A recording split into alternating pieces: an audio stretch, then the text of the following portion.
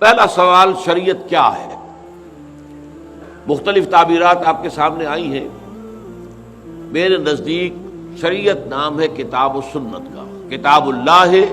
و سنت رسول صلی اللہ علیہ وسلم، کوئی اختلاف اس میں نہیں۔ ہمارے ہاں ٹھیک ہے اس سے نیچے قیاس، اجماع،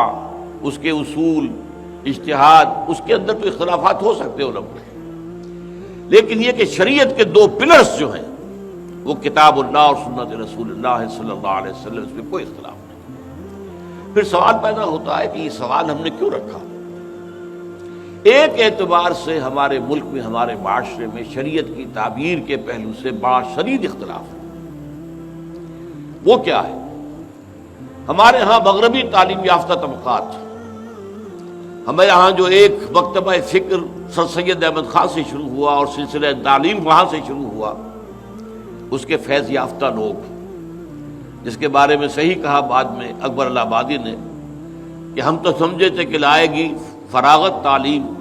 کیا خبر تھی کہ چلا آئے گا الحاد بھی ساتھ۔ پھر جو لوگ یہاں سے گئے اور یورپ کی یونیورسٹیوں سے پڑھ کر آئے اور سند لے کر آئے، میکگل سے لے کر آئے، کہیں اور سے لے کر آئے، یہودیوں اور عیسائیوں سے اسلامیات پڑھ کر آئے، ان کے زیر اثر اس وقت یہاں شریعت کے بارے میں ایک بڑا بنیادی اختلاف یہ ہے کہ نمبر ایک، وہ قرآن کو بھی یہ سمجھتے ہیں، ایسے لوگ ہمارے ہاں موجود ہیں کہ قرآن بھی کل کا کل نافذ العمل نہیں ہے ہمیشہ کے لیے، اس سے بھی اصول صرف لیے جائیں گے، اس کی اخلاقی تعلیمات لی جائیں گی، اسپیسیفکس، معین احکام کہ چور کا ہاتھ کاٹو یا زانی کو کوڑے لگاؤ، یہ در حقیقت اسلام کا مستقل جز نہیں ہے۔ گویا کہ قرآن مجید بھی مستقل نہیں۔ اس درجے مادر پدر آزادی آج آپ کے معاشرے میں موجود ہے، اور یہ سارا چیخ پکار جو ہوا ہے، کوڑے مارنا، وحشیاتی سزا، وحشیانہ سزا، بھائی مقدمہ کیا تھا، کیا نہیں تھا، واقعہ تھا، نہیں تھا، خام خواہ کا فیک ویڈیو تھا یا صحیح تھا، یا پھر کس نے سزا دی، الگ چھوڑ دیجیے اس کو۔ کوڑے مارنا اگر غلط ہے تو گویا کہ قرآن کی آپ نفی کر رہے ہیں۔ قرآن مجید نے تو صراحت کے ساتھ کوڑوں کی سزا دی ہے، اور اس میں مساوات رکھی ہے، زانی مرد ہو یا عورت ہو، دونوں کو 100 کوڑے جو ہے، اس میں آگے باقی اختلاف ہے کہ آیا یہ صرف غیر شادی شدہ کے لیے ہے، اس کو میں چھوڑ رہا ہوں، لیکن یہ فی نفس ہی معاملہ کوڑے مارنا، یہ تو قرآن کی سزا ہے، گویا کہ اس کا انکار ہو رہا ہے۔ اور ہمارے ہاں ہے وہ طبقہ، اور دانشوری کا جو دعوے دار طبقہ ہے، اس میں تو اکثریت ان کی ہے۔ پھر اس سے ذرا نیچے اتریے، اور اس سے بھی زیادہ وسیع فکر کیا ہے؟ قرآن تو خط پورا لے لیں گے، لیکن سنت دائمی نہیں ہے۔ سنت اپنے وقت کے لیے تھی، رسول اللہ صلی اللہ علیہ وسلم حاکم وقت بھی تو تھے نا، اس وقت کے امیر جماعت بھی تو تھے نا، اس وقت کے مرکز ملت تھے نا، اس حوالے سے انہوں نے جو احکام دیے ہیں وہ اس وقت کے لیے تھے، ہمیشہ کے لیے نہیں۔